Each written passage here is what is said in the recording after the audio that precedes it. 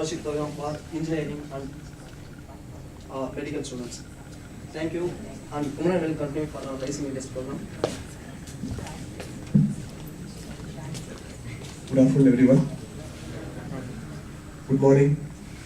Good morning, sir. Good afternoon. Most of them are sleeping. See, I just want to say, like, the fundamental thing of the human being, the truth is always, like, very hard to accept, are lazy. So, and always we like to be in the comfort zone. If you just sit in the cushion seat for half an hour, you like to just sit in the cushion seat and sleep for another half an hour. So, I just want everybody to do a stretch break and just please get up and stretch and sit down back.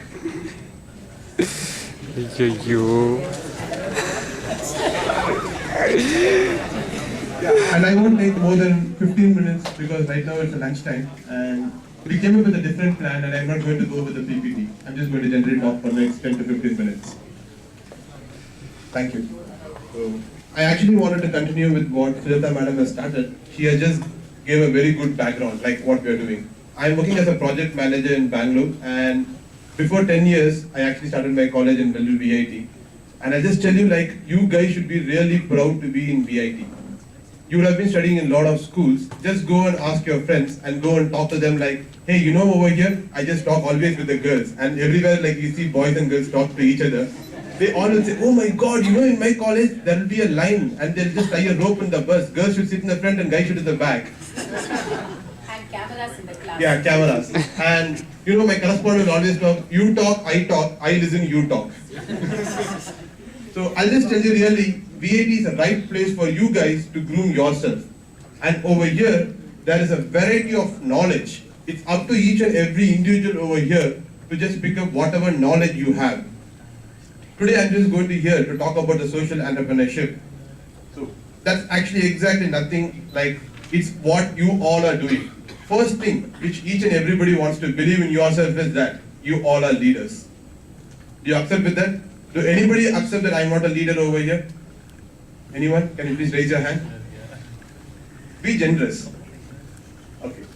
So, few of them will be the class rep, few of them will be like college chairman, and they can be like IT secretary and things like that. I was a class rep since my schooling. So, the main thing what actually I'll just say is like the people who are not class rep are the real leaders. The reason is like the first basic quality you want to have is to listen to others. The moment you listen to others, you are a huge leader. And then only the people will start listening to you, which is the most difficult thing with everyone. If you really want to go for the social things, then you need to really listen to others. The other main thing is like, how many of you have read a book like How to Swim? Has anybody read a book How to Swim? How to ride a bicycle? It's all practical.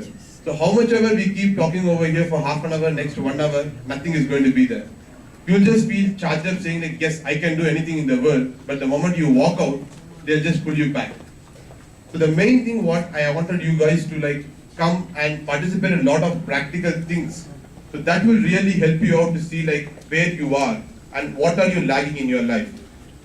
Being from the BTech, how many of you want to go to an IT company? Can you just please raise your hand? No, that's a good thing. Even I'm in an IT background. I'll just tell you, you know, like who's a college chancellor? I just want this to be an interaction session, guys, because it's before the lunch. Who's the chancellor of the college? So have you seen him? So if you go to the college, so if you go to the companies, you know who's the CEO of the company, you'll say yes, some XYZ. Have you seen him? No. You'll be ever working in a company where you'll not even know who's your boss and for what you're working. So social entrepreneurship is one of the opportunities and possibilities for you where you do what you want to do in your life. And there'll be people behind you. And as exactly he said, you cannot motivate any people, you need to enroll people. Enrollment is nothing but when you talk, the others should be touched, moved and inspired, and they should be for you. So when you look back, there'll be people behind you if you're really doing with nothing. Most of them actually say like they start an NGO to just say like, I will get more visibility, I will get pride, I want people to work, I want the people to do. That's absolutely wrong. If you actually wanted to start up something, you have to do, what is the main thing is like, you need to be willing to do that. The moment you are willing to do, you will automatically take responsibility for it. So that's the main thing. And actually speaking, I can just go ahead, but it's already 1:30, so I don't want to take much of your time. I can just start with the questions and we can just start interacting with it, and then I'll just tell about the Rising Leaders program, what we have. Yeah. Any questions to continue from Sujata's session? If you're not going to ask question, I'll continue for next 15 minutes.